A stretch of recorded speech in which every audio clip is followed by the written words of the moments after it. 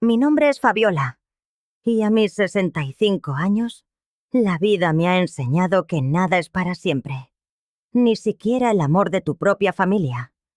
Jamás imaginé que a esta edad mi único sustento sería cuidar a la hija de un desconocido, un ancla en medio de la tormenta que se había llevado todo lo demás.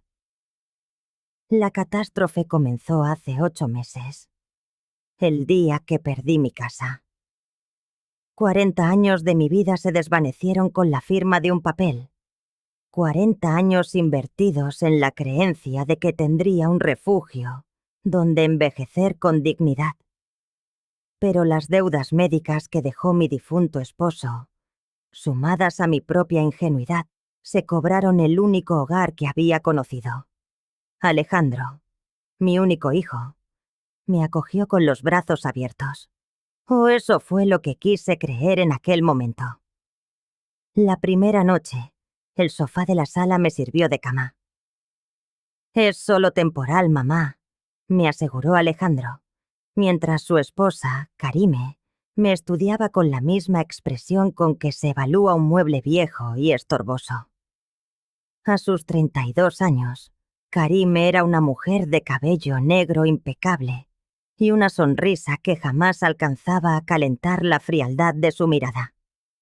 Desde el primer instante, sentí el peso de su fastidio. Yo era una intrusa en su mundo perfecto. «Fabiola necesita trabajar», le dijo a Alejandro esa misma semana. «No puede quedarse aquí sin hacer nada». Mi hijo, a sus 38 años, asintió sin mirarme, convertido en un extraño que evitaba mi mirada y obedecía las órdenes de su esposa sin cuestionarlas. Así encontré trabajo con el señor Guillermo Mendoza, un exitoso empresario de 45 años y padre soltero de Isabela, una niña de 6, cuyos ojos guardaban una tristeza demasiado grande para su edad. La pequeña había perdido a su madre en un accidente 2 años atrás, y su padre trabajaba tantas horas que apenas compartían tiempo juntos. Isabela y yo conectamos de inmediato. Ella necesitaba a alguien que le leyera cuentos, que la escuchara y la consolara en sus pesadillas. Y yo necesitaba sentir que mi vida aún servía para algo bueno. El sueldo era de $1,200 al mes, una suma que me habría permitido vivir con modesta dignidad. El problema es que yo nunca llegaba a ver ese dinero. Cada quincena el sobre con mi cheque pasaba de las manos del señor Mendoza a las mías, y de las mías directamente a las de Karime. «Es para los gastos de la casa, Fabiola», me explicó la primera vez, arrancándome el sobre con una naturalidad pasmosa. «Comida, luz, agua, todo cuesta. Además, necesitas ahorrar». Luego, de mi propio sueldo, me extendía $50. «Para tus gastos personales», decía, como si me hiciera un favor. $50 para transporte, medicinas y cualquier imprevisto. El resto se lo tragaba su cartera. Mi estancia en el sofá duró hasta octubre. «Mi hermana viene de visita», anunció Karime. «Tendrás que buscar otro sitio». Ese otro sitio resultó ser la caseta del perro, en el patio trasero. Una estructura de madera, helada y húmeda, con un colchón tan delgado que sentía el suelo en mis huesos. Al principio, me mentí a mí misma. Pensé que sería por unos días, que al menos tendría privacidad. Pero las semanas se hicieron meses, y cuando el invierno llegó con su aliento gélido, yo seguía allí, acurrucada bajo mantas raídas, escuchando el silbido del viento colándose por las rendijas. El frío se me metía en el alma. En el trabajo, me esforzaba por mantener las apariencias. «Es la edad, mi amor», le decía a la pequeña Isabela cuando me preguntaba por qué mis manos estaban siempre heladas. «Las abuelitas siempre tenemos frío». El señor Mendoza era un hombre respetuoso, pero distante. A menudo llegaba tarde, cuando la niña ya dormía, y me entregaba el cheque con una mirada cansada y agradecida. No sé qué haríamos sin usted, Fabiola. Yo solo sonreía, asintiendo, con el corazón encogido al saber que esa generosidad se disolvería en cuanto cruzara la puerta de la casa de mi hijo. Una tarde, Isabela encontró una vieja foto en mi cartera. En ella, yo era una niña de su edad, abrazada a mi madre frente a la pequeña casa con un jardín lleno de flores donde crecí. ¿Esta es tu casa, Fabi?, preguntó con su vocecita curiosa. Un nudo se me formó en la garganta. Era mi casa, cariño. Ahora vivo con mi hijo. ¿Y te gusta vivir ahí?, insistió con la honestidad brutal de los niños. Dudé. ¿Cómo explicarle que dormía donde antes dormía un animal? A veces es difícil vivir en casa de otros, admití finalmente. Ella me abrazó con una fuerza inesperada, y por un instante sentí que mi sufrimiento tenía un propósito: darle a esa niña el amor que a mí me negaban. Pero yo no sabía que alguien más había comenzado a notar las grietas en mi fachada. Guillermo Mendoza había aprendido a leer a las personas en las salas de juntas, a detectar la mentira tras una sonrisa forzada. Y en Fabiola había algo que no encajaba. Su inquietud comenzó con un detalle casi imperceptible. Un martes por la mañana, un grito de Isabela lo hizo correr a la sala. Encontró a Fabiola en el suelo, pálida y temblorosa, mientras su hija le ofrecía un vaso de agua. «Fue solo un mareo», murmuró ella. «No desayuné bien». Guillermo notó que temblaba. No de nervios, sino de un frío profundo que parecía nacerle de los huesos, a pesar de la cálida calefacción de la casa. A ese incidente se sumaron otros, como piezas sueltas de un rompecabezas que no lograba armar. Su ropa, siempre limpia, se veía cada vez más gastada. Se movía con una lentitud dolorosa, como si cada gesto le costara un esfuerzo inmenso. Una tarde, al volver antes de tiempo, la vio limpiando con un rictus de dolor que intentó ocultar en cuanto lo vio. «¿Fabi está contenta aquí?», le preguntó a Isabela esa noche. La niña frunció el ceño. «A veces está triste, papá. Dice que extraña tener un lugar suyo y que siempre tiene frío». La preocupación de Guillermo se convirtió en alarma un viernes por la tarde, cuando encontró a Fabiola profundamente dormida en el sofá. Al acercarse para despertarla con suavidad, notó que sus labios tenían un ligero tono azulado, y en su mejilla una extraña marca rojiza, como si hubiera dormido sobre una superficie áspera y desigual. «Fabiola, necesitamos hablar», le dijo con voz firme pero amable cuando ella se despertó, sobresaltada y avergonzada. «¿Tiene problemas en casa?». Los ojos de ella se llenaron de lágrimas que luchó por contener. «No, señor. Todo está bien. Mi familia me cuida». Pero su voz se quebró al decirlo. Había una desesperación en su defensa que, en lugar de tranquilizarlo, encendió todas sus alarmas. Ese martes por la noche, una extraña inquietud no lo dejó trabajar. Salió de la oficina, pero en lugar de conducir hacia su casa, tomó la ruta del autobús que Fabiola usaba cada día. Encontró la dirección que figuraba en su expediente: una modesta casa de 2 pisos en un barrio trabajador. Aparcó a una distancia prudente y esperó. Eran casi las 10 de la noche. Las luces del interior estaban encendidas. A través de la ventana vio a una pareja joven, viendo la televisión en la sala. El hijo de Fabiola y su esposa. Supuso. Se veían cómodos, relajados, pero de Fabiola no había ni rastro. Esperó casi una hora, escudriñando cada sombra. Vio al hombre ir a la cocina, a la mujer cambiar de canal, pero la mujer que cuidaba que a su hija, con tanta devoción, parecía haberse desvanecido. Estaba a punto de marcharse, confundido y frustrado, cuando algo en el fondo del oscuro patio trasero captó su atención. Un débil fulgor parpadeó en el patio trasero. Una luz tenue apenas visible a través de una rendija en la valla de madera. No procedía de la casa principal. Parecía emanar de una estructura mucho más pequeña, casi insignificante. Un escalofrío recorrió la espalda de Guillermo. Un frío que nada tenía que ver con el aire de la noche.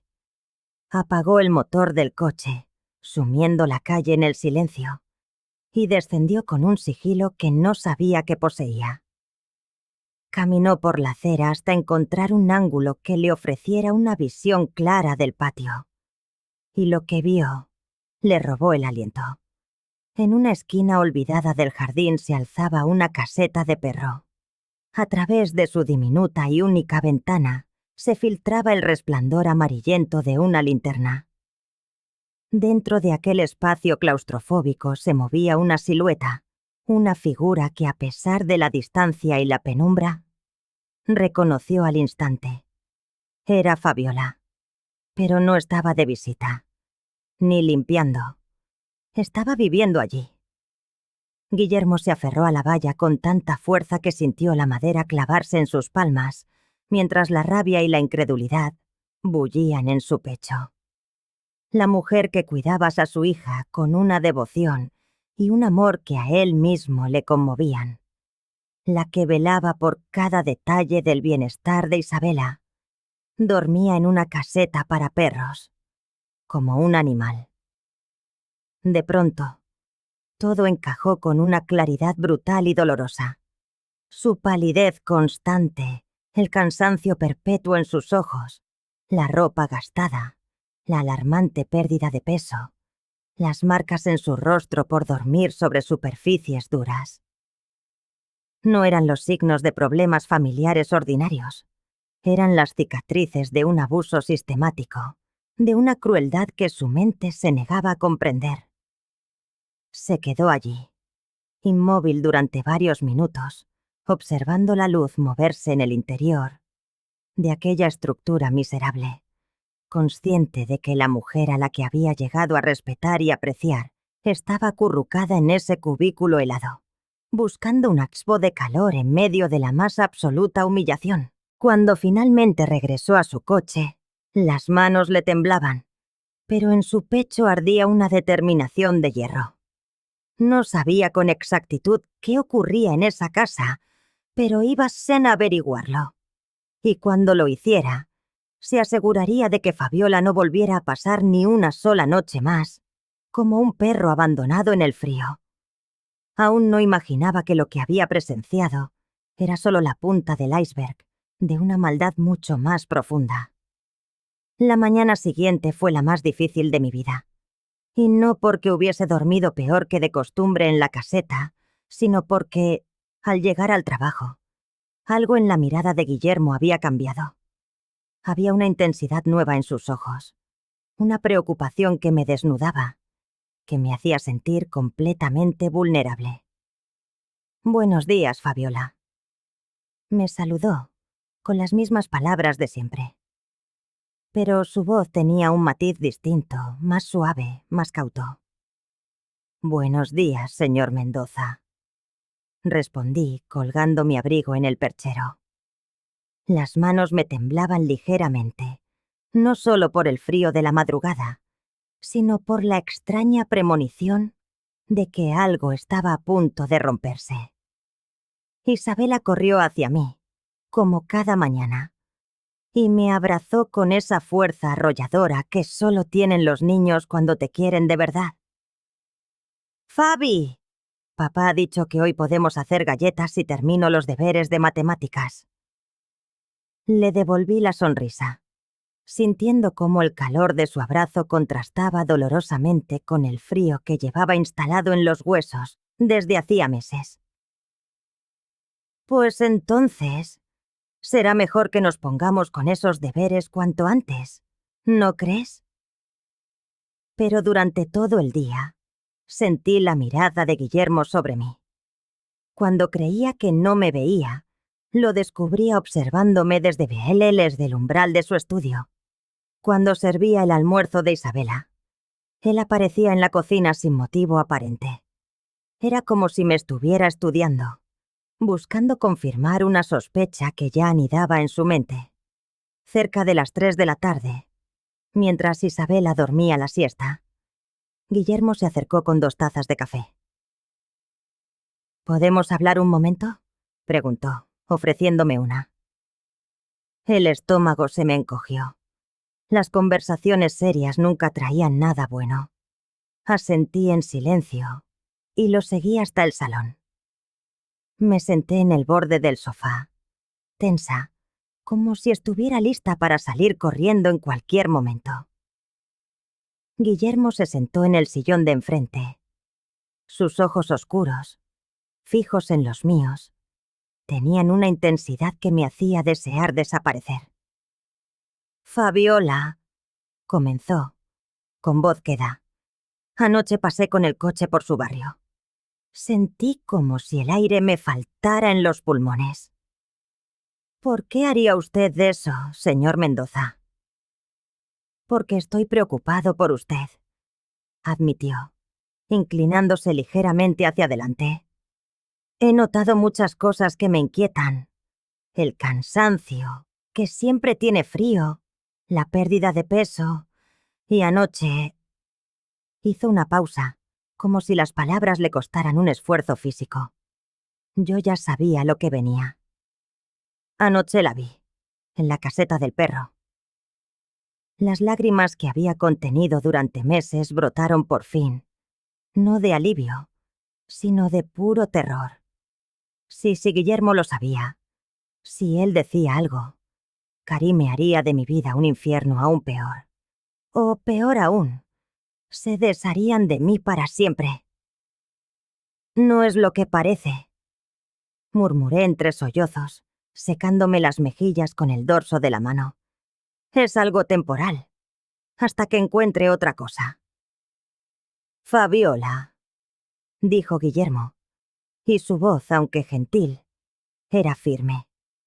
«Usted gana $1,200 al mes trabajando para mí. Con ese dinero podría alquilar un apartamento modesto». «¿Dónde está ese dinero?». Guardé silencio, con la vista clavada en mis manos ajadas. ¿Cómo explicarle que mi propio hijo me trataba como a un cajero automático? ¿Que la mujer que había entrado en su vida me había despojado de mi humanidad? «Su familia se queda con su sueldo, ¿verdad?», preguntó, con una suavidad que me partió el alma. Asentí muy despacio, incapaz de levantar la mirada. «Dicen que es mi contribución a los gastos de la casa. Supongo que es justo. Ellos me dan un techo». «¿Un techo?». La voz de Guillermo subió una octava, cargada de incredulidad. «¿A eso le llama usted un techo? Fabiola, por favor, míreme». Alcé la vista y vi algo en sus ojos que no había visto en mucho, mucho tiempo. Indignación. Pura y rabiosa indignación en mi nombre. Alguien estaba furioso por lo que me estaban haciendo. «Esto no es contribuir a los gastos de una casa», continuó con la voz vibrante. «Esto es explotación, es abuso, y no pienso permitir que continúe». «Por favor», le interrumpí, con el pánico atenazando mi voz. «No diga nada, no haga nada. Si Karime se entera de que usted lo sabe, podría echarme. Y entonces no tendría nada. Ni siquiera la caseta. Guillermo me observó fijamente durante un largo instante. ¿Cuánto tiempo lleva durmiendo ahí? Desde octubre, admití en un susurro. ¿3 meses? Su voz temblaba de ira contenida. ¿Ha dormido en esa caseta durante 3 meses de invierno? Asentí, sintiéndome más pequeña e insignificante que nunca. Es mejor que estar en la calle. No, dijo él, rotundo. No es mejor. Nada de esto está bien. Se levantó y caminó hasta la ventana pasándose las manos por el pelo. Veía la tensión en sus hombros, la forma en que sus puños se apretaban y se relajaban. «Hay algo más, ¿verdad?», preguntó sin volverse. «Algo que no me está contando». Mi respiración se aceleró. ¿Cómo podía saberlo? ¿Cómo podía intuir que existía algo peor que dormir en el frío? Algo más humillante que entregar hasta el último céntimo de mi sueldo. No sé de qué habla. Mentí, pero la voz me traicionó, temblorosa y débil. Se giró para mirarme, y supe que no me creía. «Fabiola», dijo, volviendo a sentarse frente a mí. «Voy así a hacerle una pregunta, y necesito que me diga la verdad. ¿Está tomando su medicación para la diabetes?» El mundo se detuvo. ¿Cómo lo sabía? Jamás le había mencionado mis problemas de salud. Siempre fui extremadamente cuidadosa para ocultarlo. «¿Cómo?», empecé a preguntar. «Esta mañana encontré envoltorios de caramelos en la basura de la cocina», explicó. «Isabela me dijo que últimamente se come sus dulces después del almuerzo. Una persona diabética que sigue su tratamiento no haría eso. Es un riesgo demasiado grande». Sentí como si me hubieran descubierto cometiendo el peor de los crímenes. Las lágrimas volvieron a caer. Más deprisa esta vez, mientras asentía lentamente. «¿Dónde están sus medicamentos, Fabiola?» «Cari me los guarda», susurré. «Dice que es para asegurarse de que no tome demasiados por error. Me da una pastilla por la mañana, antes de venir». «¿Una pastilla? ¿Su tratamiento no requiere varias tomas al día?» Asentí, sintiéndome mareada. La verdad era que llevaba 2 meses sin tomar mi medicación completa. Al principio pensé que Karime había cometido un error, pero cuando le pregunté, me explicó que había optimizado mi tratamiento para ahorrar dinero. «Las medicinas son muy caras», me había dicho con esa sonrisa condescendiente que usaba para explicar las decisiones que tomaba sobre mi vida. «Con una pastilla al día es suficiente. No necesitas todas esas píldoras que recetan los médicos solo para hacer negocio». Yo sabía que estaba mal. Lo sentía en mi propio cuerpo. El agotamiento constante, la sed insaciable, la visión borrosa que me asaltaba por las tardes. Pero también sabía que cuestionar a Karime solo traería consecuencias peores. Así que había empezado a comer dulces hasta escondidas, robando los caramelos de Isabela para intentar mantener estables mis niveles de azúcar. «Dios mío», murmuró Guillermo, poniéndose en pie de un salto. «No solo la están robando y humillando, la están matando lentamente». «No», protesté con un hilo de voz. «Karime no haría eso. Solo intenta ayudar con los gastos médicos. Los medicamentos cuestan más de $300 al mes». Guillermo se volvió hacia mí, y por primera vez desde que lo conocía, vi en su rostro una furia helada. «Fabiola, escúcheme con atención. Su nuera no está ahorrando dinero en sus medicinas.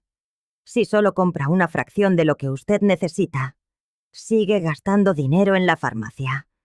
¿Dónde cree que va a parar el resto de su medicación?».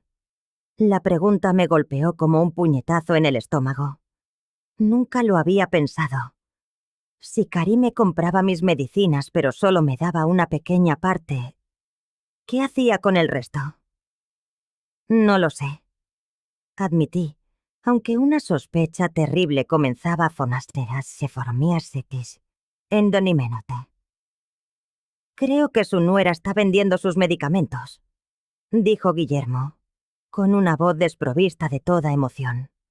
Compra las recetas con el dinero de usted y luego vende la mayor parte en el mercado negro. Es un negocio muy lucrativo, sobre todo con medicamentos para la diabetes. Eso no puede ser cierto, susurré.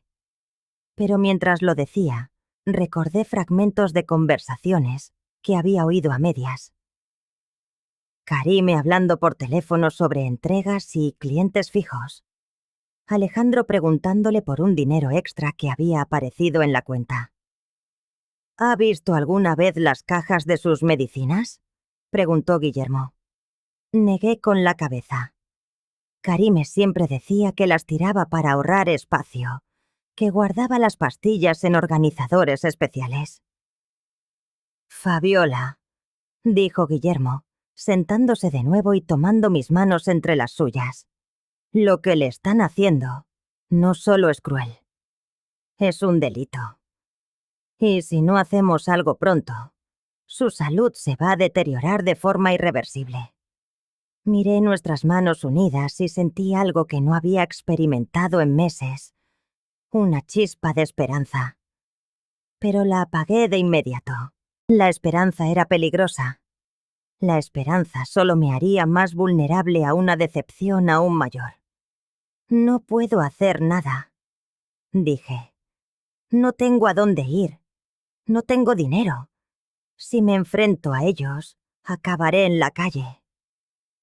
No, afirmó él con rotundidad. Eso no va a pasar. No voy a permitirlo. En ese momento, Isabela apareció en la puerta, frotándose los ojos somnolienta. ¿Por qué llora Fabi?, preguntó con genuina preocupación. Guillermo soltó mis manos y se acercó a su hija. Fabi está un poco triste, princesa, pero papá va a ayudarla a que se sienta mejor. Isabela se acercó a mí y me dio un abrazo tan fuerte que me dolió el corazón. Te quiero, Fabi, murmuró contra mi hombro. No quiero que estés triste. Mientras abrazabas a esa niña que me había dado más amor en 8 meses que mi propia familia en toda una vida, supe que Guillermo tenía razón. No podía seguir así. Pero no sabía si tendría el valor necesario para cambiar mi situación. Lo que no sabía era que Guillermo ya que había empezado a trazar un plan que lo cambiaría todo para siempre. Guillermo Mendoza había tomado decisiones difíciles en su vida. Había dirigido una empresa desde los 25 años. Había navegado divorcios complicados y había criado a Isabela solo tras perder a su esposa. Pero nunca se había enfrentado a una situación que lo llenara de una rabia tan impotente como la de Fabiola. Esa noche, después de que ella se marchara hacia su caseta helada, con esa resignación desoladora que le partía el alma, Guillermo se quedó despierto hasta las 3 de la madrugada, investigando en Internet. Leyes sobre abuso de personas mayores, derechos de los inquilinos, mercado negro de medicamentos. Cada artículo que leía confirmaba sus peores temores. Lo que le estaban haciendo a Fabiola no solo era moralmente repugnante, era en cada uno de sus aspectos ilegal. Al día siguiente, llegó al trabajo con un plan.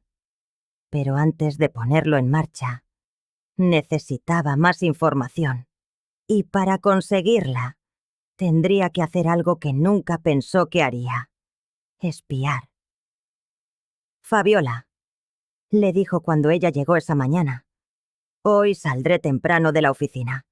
Tengo algunas citas médicas que he ido posponiendo. Mentir no era natural en él, pero esto era una emergencia. Llegaré sobre las 5. Ella asintió, como siempre, sin hacer preguntas. Pero Guillermo notó que parecía aún más agotada que el día anterior. Sus manos temblaban al servirle el desayuno a Sira Isabela, y tuvo que sentarse 2 veces durante la mañana para recuperar el aliento. A las 2 de la tarde, Guillermo aparcó su coche discretamente en la calle de Fabiola. No sabía qué esperaba encontrar, pero una intuición le decía que, durante las horas en que ella no estaba, ocurrían cosas que confirmarían sus más terribles sospechas. No tuvo que esperar mucho. A las 2:30, una mujer joven salió de la casa. Incluso a distancia, Guillermo pudo ver que era elegante, con el pelo perfectamente peinado y una ropa que sugería una buena posición económica.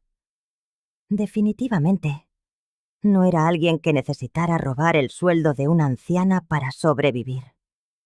La siguió con sigilo mientras ella caminaba hacia el centro comercial cercano. Allí, en el aparcamiento, se encontró con un hombre mayor. Guillermo se acercó lo suficiente para oír fragmentos de la conversación. ¿Trajiste la insulina?, preguntó el hombre. La mujer, a quien Guillermo supuso Karime, asintió y le entregó una pequeña bolsa térmica. 3 viales, como pediste. $200. ¿Están completos? La última vez uno ya estaba empezado. Están nuevos, le aseguró Karime con una sonrisita. Mi suegra ni siquiera sabe que existen. Le doy las pastillas baratas de la farmacia genérica y se queda tan contenta. Guillermo sintió que la sangre se le helaba en las venas. No solo le vendían sus medicamentos, la estaban engañando, sustituyéndolos por placebos baratos que probablemente no tenían ni una fracción de la eficacia que ella necesitaba para seguir con vida. Guillermo la observó mientras Karime contaba el dinero y se alejaba con paso resuelto. Sin embargo, en lugar de volver directamente a su casa, se desvió hacia otra puerta en la misma calle. Manteniendo una distancia prudente, Guillermo la siguió y la vio llamar. Una mujer también mayor le abrió y la hizo pasar. La curiosidad, ahora teñida de una alarma creciente, se asentó en el estómago de Guillermo como una piedra fría. Esperó en su coche. 40 minutos más tarde, Karime salió con otra pequeña bolsa en la mano y una sonrisa de satisfacción que le heló la sangre. Había completado otra entrega. Cuando regresó a casa a las 5 en punto, tal como había prometido, encontró a Fabiola en la cocina, preparando la cena para Isabela. Se movía con la lentitud del agotamiento extremo, su cuerpo casi al borde del colapso, pero seguía trabajando con esa dedicación silenciosa e inquebrantable que la definía. ¿Cómo se siente hoy?, le preguntó él, estudiando la palidez de su rostro. Bien, mintió ella, pero tuvo que aferrarse al borde de la encimera cuando creyó que él no la miraba, un temblor casi imperceptible recorriendo sus manos. Esa noche, Guillermo tomó una decisión. Sabía que podría traer consecuencias complicadas, pero era absolutamente necesaria. Después de acostar a Isabela, llamó a su abogado personal. «Marcus», dijo en cuanto su amigo contestó, «necesito que investigues algo con urgencia. Se trata de abuso de ancianos y posible tráfico de medicamentos». La conversación se prolongó durante 1 hora. Al final, Marcus le confirmó lo que su instinto ya le gritaba. Si podían probar que Karime estaba vendiendo los medicamentos de Fabiola, enfrentaría cargos federales. Y si además demostraban que esto estaba afectando deliberadamente su salud, los cargos serían aún más graves. «Pero necesitamos pruebas sólidas, Guillermo», le advirtió Marcus. Testimonios, fotos, documentos, y la víctima tiene que estar dispuesta a declarar. Ahí radicaba el problema. Fabiola estaba tan aterrorizada de perder lo poco que tenía que jamás accedería a denunciar a su propia familia. Guillermo necesitaba encontrar otra manera.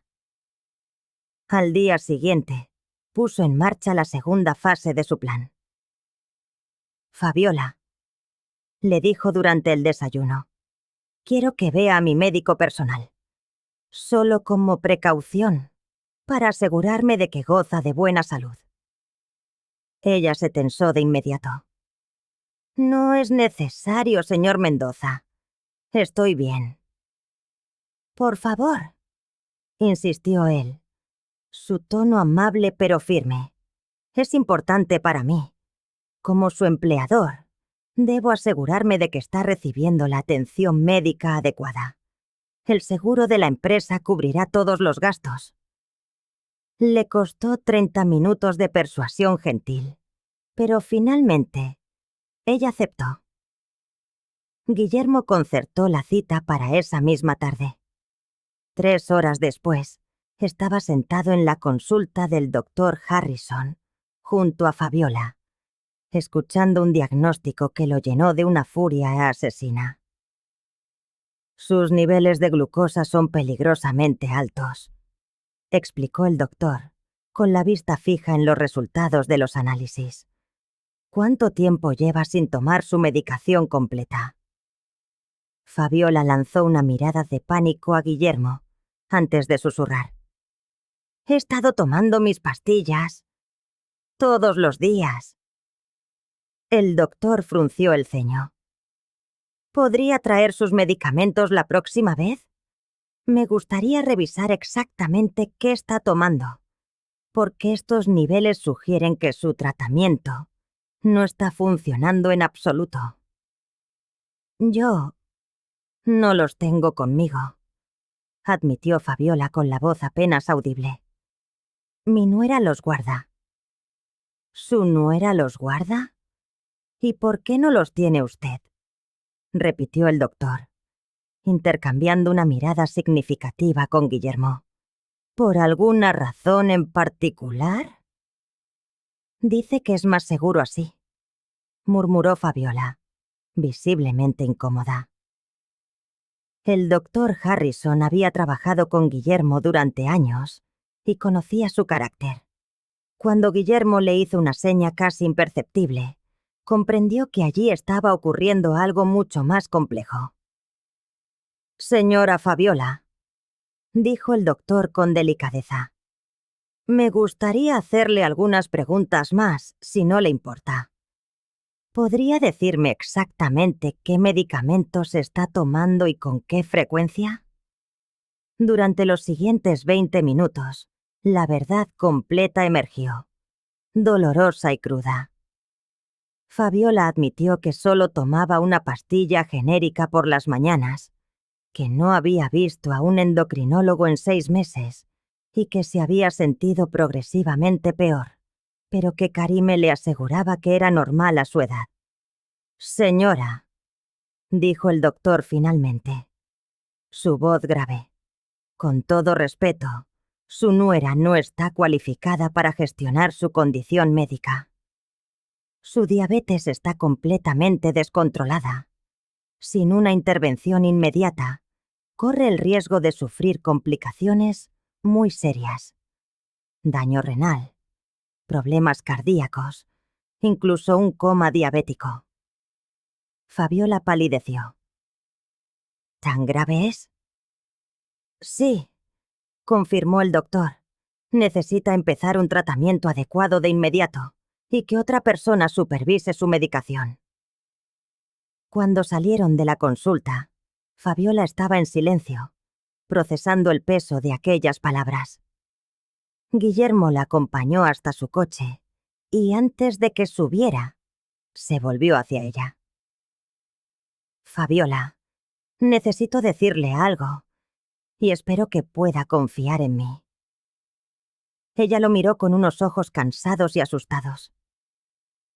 Ayer seguí a su nuera, confesó. La vi vendiendo medicamentos en el aparcamiento del centro comercial. Los medicamentos que deberían ser suyos. La confesión la golpeó con la fuerza de un mazazo. Se cubrió la boca con ambas manos, mientras las lágrimas comenzaban a rodar por sus mejillas. No, murmuró. No puede ser verdad. Sé que es difícil de creer, dijo Guillermo con suavidad, pero tengo que preguntarle. ¿Hay algún otro secreto que Karime le haya pedido que guarde? ¿Algo más que ella esté haciendo y que usted sepa que está mal? Fabiola permaneció en silencio durante un largo momento, debatiéndose internamente. Finalmente, con la voz quebrada, susurró algo que hizo que el mundo de Guillermo se tambaleara. Ella me graba a veces, cuando estoy en la casita. Dice que es para enseñarle a Alejandro cómo me porto cuando él no está en casa. ¿La graba durmiendo en la caseta del perro?, preguntó Guillermo, su voz cargada de incredulidad. Fabiola asintió, avergonzada. Y a veces invita a sus amigas a verme, como si fuera un entretenimiento.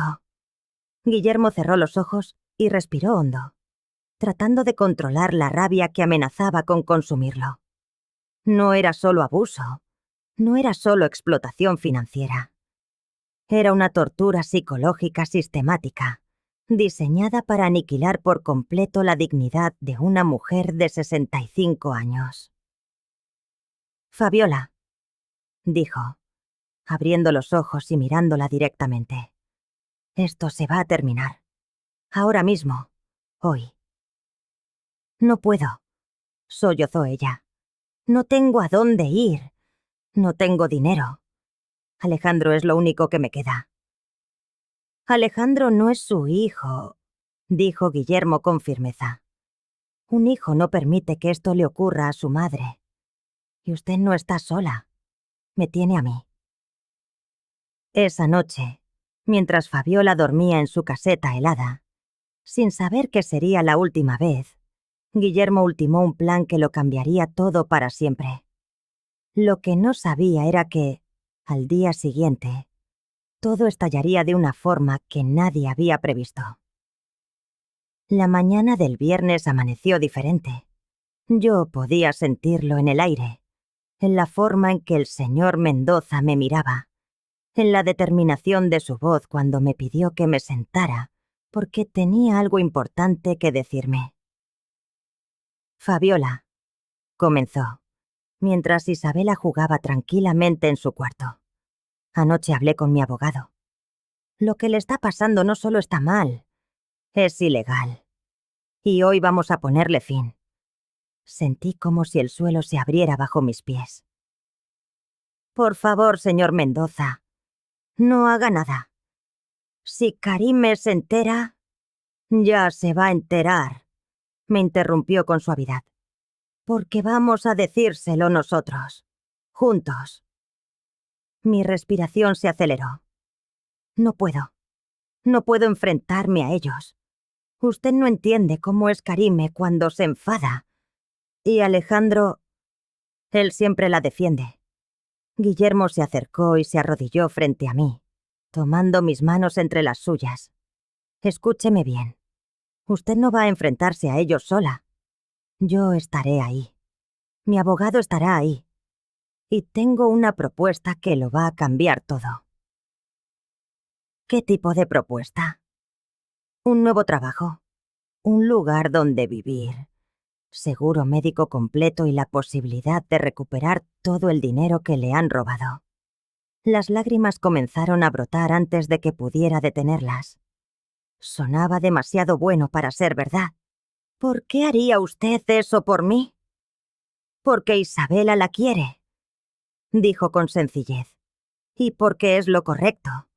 Pero, sobre todo, porque he visto cómo cuida a mi hija y sé la clase de persona que es usted. Merece ser tratada con dignidad. 2 horas más tarde, estábamos frente a la puerta de la casa de Alejandro. Guillermo había insistido en que fuéramos durante el día, cuando ambos estuvieran en casa. A su lado un hombre elegante, de unos 50 años, se presentó como Marcus, su abogado. Cuando Karime abrió la puerta, su expresión de sorpresa se transformó rápidamente en una de cálculo. Sus ojos se deslizaron de mí a Guillermo y al abogado, procesando la situación con la velocidad de quien está acostumbrado a manipular. «Fabiola», dijo con esa voz melosa que usaba para fingir preocupación. «¿Qué haces aquí? ¿No deberías estar trabajando?» «Tenemos que hablar», dijo Guillermo antes de que yo pudiera responder. «Los cuatro. Es sobre la situación de Fabiola». Karime frunció el ceño, pero nos hizo pasar. La sala era exactamente como la recordaba. Cómoda, cálida, llena de lujos que mi sueldo ayudaba a pagar. El contraste con la caseta helada donde yo dormía era tan brutal que me provocó náuseas. Alejandro apareció desde la cocina, confundido. «¿Qué está pasando aquí?», me preguntó, mirándome como si yo fuera la culpable de algo. «Siéntense, por favor», dijo Marcus con la autoridad natural de quien dirige batallas. «Tenemos varios asuntos muy serios que discutir». Karime y Alejandro intercambiaron una mirada nerviosa, pero se sentaron. Yo permanecí de pie junto a Guillermo, sintiendo que estaba al borde de un precipicio. «Primero», comenzó Marcus abriendo su maletín, «hablemos de la gestión de los ingresos de la señora Fabiola. Entendemos que ustedes han estado reteniendo la totalidad de su salario, bajo el pretexto de gastos domésticos. ¿Es correcto?» «Mamá vive aquí gratis», replicó Karime al instante, a la defensiva. «Es justo que contribuya». «Entiendo», asintió Marcus tomando notas. «¿Y dónde duerme exactamente la señora Fabiola en esta casa?» Se hizo un silencio incómodo. Alejandro miró a Karime esperando que ella respondiera. «Tiene su propio espacio», dijo Karime finalmente. «Es más privado». «Su propio espacio», repitió Guillermo, su voz peligrosamente calma. «¿Se refiere a la caseta para perros del patio trasero?» El color abandonó el rostro de Karime. Alejandro se puso rígido. «¿Qué?», murmuró mirando a su esposa. «¿De qué estáis hablando?» «Alejandro», intervine con voz temblorosa. «¿Tú no sabías dónde he estado durmiendo?» Mi hijo me miró con genuina confusión. «Pensé que dormías en el cuarto de invitados». «¿Qué cuarto de invitados?», preguntó Guillermo. «Esta casa tiene 2 habitaciones, la de Isabela y la de ustedes». Karime se levantó bruscamente. «No vais a venir aquí a acusarnos de nada. Fabiola está bien cuidada. Tiene comida, tiene un techo». «¿Un techo?», la voz de Alejandro subió una octava. «Karime, ¿dónde han estado durmiendo mi madre?» «En la caseta del patio», admitió, pero añadió rápidamente. «Porque ella quiso. Le gusta la privacidad, y además ronca muy fuerte». La mentira era tan descarada que hasta a mí me sorprendió. Miré a mi hijo, esperando, rogando que por una vez me defendiera. «Eso no puede ser verdad», dijo Alejandro lentamente. «Mamá, dime que eso no es verdad». «Es verdad», susurré, las palabras rasgándome la garganta. «He estado durmiendo ahí desde octubre». Vi cómo la conmoción se apoderaba del rostro de mi hijo. Por primera vez en meses, realmente me estaba viendo. «¿3 meses?», murmuró. «¿Has estado durmiendo fuera durante 3 meses y yo no lo sabía?» «Porque trabajas en el turno de noche», explicó Karime, apresuradamente. Y ella siempre se levanta antes que tú. No quería molestarte. ¿Molestarme? Repitió Alejandro, su voz ganando fuerza. ¿No querías molestarme con el hecho de que mi madre está durmiendo como un animal? No es así, protestó Karime. Está bien. Está exagerando para crear un drama. Marcus carraspeó. Pasemos al segundo tema. Señora Karime, ¿usted gestiona los medicamentos de la señora Fabiola? Karime se puso tensa. Lo superviso, sí. Es diabética. Es fácil que se confunda. Entiendo, dijo Marcus, consultando sus notas. ¿Y dónde compra estos medicamentos? En la farmacia, obviamente. ¿Qué farmacia específicamente? La de la calle principal. Marcus asintió. Interesante, porque esta mañana hablé con el farmacéutico.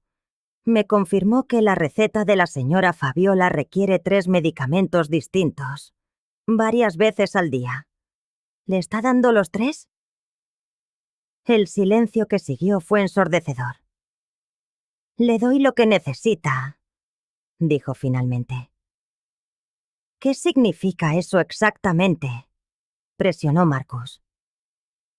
Le doy sus pastillas todos los días, estalló Karime. Una por la mañana, como debe ser. Una pastilla, repitió Guillermo. Su tratamiento requiere 6 pastillas diferentes al día, más insulina. ¿Dónde están los otros medicamentos? Fue entonces cuando vi el pánico real en los ojos de Karime. Se dio cuenta de que estaba atrapada. Esto es ridículo, dijo intentando recuperar el control. No vais a venir aquí a cuestionar cómo cuido de mi suegra. Hemos hecho todo por ella. ¿Todo? La voz de Alejandro era apenas un susurro. Karime, respóndeme. ¿Dónde están los medicamentos de mi madre? Karime lo miró, y por primera vez, no tuvo una respuesta rápida. Fue entonces cuando Marcus jugó su carta final. Señora Karime, tengo aquí declaraciones juradas de 3 personas que la vieron vendiendo medicamentos para la diabetes en el aparcamiento del centro comercial. También tengo pruebas fotográficas de esas transacciones. El mundo se detuvo. Alejandro se quedó blanco como el papel. Karime abrió y cerró la boca como un pez fuera del agua.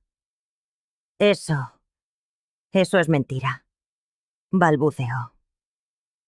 También es mentira que ha estado grabando a su suegra en la caseta del perro y mostrando esos vídeos a sus amigas como entretenimiento, preguntó Guillermo. Esta vez fue Alejandro quien explotó. Se puso de pie tan bruscamente que volcó la mesita de centro. ¿Qué? Rugió volviéndose hacia Karime. ¿Has estado grabando a mi madre? ¿Has estado vendiendo sus medicamentos? Alejandro, déjame que te explique, comenzó ella. No, gritó mi hijo. No hay explicación para esto. ¿Cómo has podido? ¿Cómo has podido hacerle esto a mi madre? Por primera vez en años vi a mi hijo defenderme. Era demasiado poco y demasiado tarde. Pero era algo. Guillermo se acercó a mí. Fabiola, es hora de irse. Su nueva casa la está esperando. Miré a Alejandro, que tenía lágrimas en los ojos. Miré a Karime, que por primera vez parecía genuinamente asustada. Y por primera vez en 8 meses, supe exactamente lo que quería hacer. Sí, dije, y mi voz sonó más firme de lo que me sentía. Estoy lista. Mientras cruzaba el umbral de aquella puerta, los gritos de Alejandro se desvanecían a mi espalda. Le exigía respuestas a Karime. Le preguntaba cómo había podido ser tan cruel. Pero su voz era solo un eco lejano. Ya no me importaba. Había encontrado el valor que creí perdido y no pensaba dar un solo paso atrás. Han pasado 6 meses. Ahora, cada mañana, me despierto entre sábanas limpias, en una cama de verdad. Me recibe el calor de una habitación que es mía, en una casa donde se me respeta y se me valora. Aún hay días en que me cuesta creerlo. La casa que Guillermo me ayudó a encontrar es pequeña, pero para mí es un palacio. 2 habitaciones, una sala acogedora y una cocina donde preparo lo que se me antoja, sin tener que pedir permiso a nadie. Está a solo 10 minutos de su casa, lo suficientemente cerca para seguir cuidando de Isabela, y lo bastante lejos para tener mi propia vida. Porque eso es lo que tengo ahora, una vida. Al principio, el cambio fue un torbellino. Después de meses, siendo tratada como algo menos que un ser humano, necesité tiempo para recordar cómo se sentía la dignidad. Las primeras semanas, me despertaba con el corazón en la garganta, convencida de que seguía en la caseta del perro, de que todo había sido un sueño cruel. Pero entonces, la luz se filtraba a través de las cortinas de mi ventana. Sentía el abrazo tibio de la calefacción y recordaba, estaba a salvo, estaba libre. Guillermo cumplió cada una de sus promesas. Fiel a su palabra, me guío para abrir mi propia cuenta bancaria, donde ahora recibo mi salario íntegro cada quincena. Me consiguió un médico excelente que por fin me dio el tratamiento adecuado para mi diabetes. En solo 3 meses, mis niveles de azúcar se estabilizaron. El cansancio perpetuo desapareció. La necesidad de robar dulces para mantenerme en pie se convirtió en un recuerdo amargo. Pero lo más importante fue que me dio un nuevo propósito.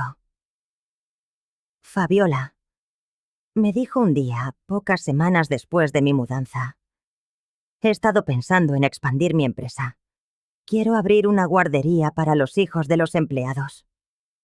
¿Te interesaría supervisarla? Creí que bromeaba. ¿Yo? ¿Una mujer de 65 años que venía de dormir en una caseta para perros al frente de una guardería? No tengo estudios formales en cuidado infantil. Le respondí, con un nudo en la garganta. Tienes algo mucho mejor, contestó él con una sonrisa. Tienes un amor genuino por los niños y décadas de experiencia, criando una familia. Isabela se transformó por completo bajo tu cuidado. Y eso, Fabiola, no lo enseñan en ninguna universidad. Hoy, 6 meses después, dirijo Pequeños Cuidadores, la guardería de la empresa de Guillermo. Tenemos 12 niños a nuestro cargo, desde bebés hasta pequeños de 5 años. He contratado a 3 asistentes jóvenes y llenas de entusiasmo, pero soy yo quien toma las decisiones, quien establece las rutinas.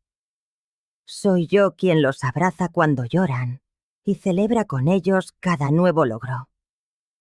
Cada día me levanto con un propósito claro: cuidar de estos pequeños, darles el amor y la atención que merecen, y asegurarme de que nunca, jamás, se sientan invisibles.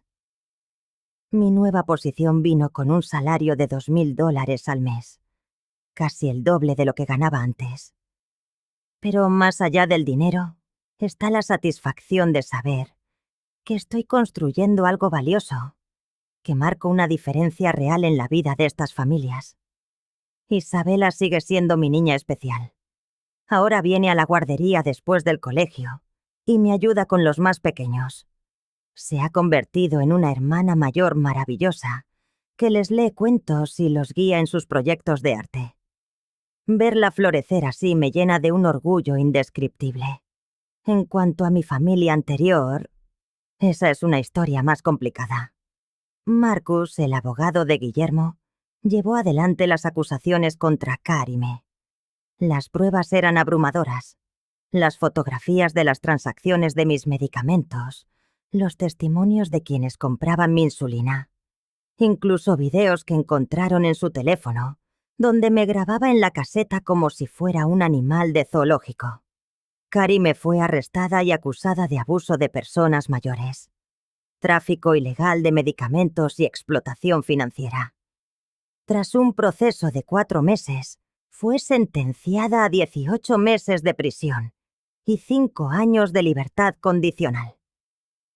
Además, se le ordenó pagarme una compensación de $15,000 por los daños causados. Y Alejandro, mi pobre Alejandro. Cuando por fin comprendió la magnitud de lo que había permitido, se derrumbó. Vino a buscarme un mes después de mi mudanza, con el rostro deshecho por las lágrimas, suplicando perdón. «Mamá», sollozaba, «no lo sabía. Te juro que no sabía dónde estabas durmiendo. Yo trabajaba de noche, llegaba cuando ya te habías ido, y me iba antes de que volvieras. Karime me decía que estabas bien, que habías elegido ese cuartito porque querías privacidad». Lo escuché en silencio, viendo a mi hijo de 38 años llorar como un niño. Una parte de mí quería consolarlo, como había hecho toda su vida, pero otra parte, la que había aprendido a valorarse, sabía que las lágrimas no podían borrar meses de abandono. «¿Alguna vez te preguntaste cómo estaba yo realmente?», le pregunté con suavidad. «¿Te detuviste un solo instante a comprobarlo por ti mismo?». El silencio que siguió fue toda la respuesta que necesitaba. «Te perdono, Alejandro», le dije finalmente. «Pero perdonar no significa olvidar. Y no significa que las cosas puedan volver a ser como antes. Ahora nos vemos una vez al mes para almorzar. Es un comienzo. Un pequeño paso. Alejandro ha empezado terapia. Está trabajando para entender cómo pudo permitir que su propia madre fuera maltratada bajo su techo. Quizá algún día reconstruyamos nuestra relación. O quizá no. Pero mi felicidad ya no depende de ello. Esta mañana, mientras preparaba el desayuno en mi cocina, reflexionaba sobre lo mucho que ha cambiado todo. Hace un año, despertaba en una caseta helada, sin dignidad ni esperanza, contando los días para que mi cuerpo se rindiera al peso de la humillación y la enfermedad. Hoy he despertado en una cama cómoda, en una casa cálida, sabiendo que 12 niños me esperan en la guardería, ansiosos por mis abrazos. He despertado sabiendo que tengo un propósito, que soy valiosa, que mi amor y mi experiencia son regalos que puedo compartir. El timbre sonó justo cuando terminaba mi café. Era Isabela, como cada mañana, lista para darme un abrazo antes de ir al colegio. «¡Fabi!», gritó al abrir la puerta saltando a mis brazos. «Soñé que tú y yo volábamos sobre la guardería, cuidando a todos los niños desde el cielo». «¿Y cómo se sentía volar?», le pregunté abrazándola con fuerza. «Se sentía como la libertad», respondió ella, con esa sabiduría pura que solo tienen los niños. «Libertad. Sí, eso es exactamente». Mientras caminábamos juntas hacia su casa, donde Guillermo nos esperaba para llevarnos a nuestros destinos, pensé en todas las mujeres de mi edad que podrían estar atrapadas en una situación como la mía. Mujeres que han perdido su voz, su poder, su dignidad, a manos de quienes deberían protegerlas. Quiero que sepan que nunca es tarde para reclamar tu vida. Nunca es tarde para encontrar tu valor. Y nunca estás tan sola como crees. A mis 65 años, he descubierto que los finales pueden ser comienzos disfrazados. que la verdadera familia no siempre comparte tu sangre, pero siempre comparte tu respeto. Y que la dignidad, una vez que la recuperas, nadie puede volver a quitártela. Mi caseta del perro se ha convertido en mi palacio. Mi sufrimiento se ha transformado en propósito. Y lo que parecía mi final se ha revelado como el mejor comienzo de mi vida. Cada mañana, cuando abro las puertas de Pequeños Cuidadores y veo esas caritas sonrientes, sé que estoy exactamente donde debo estar.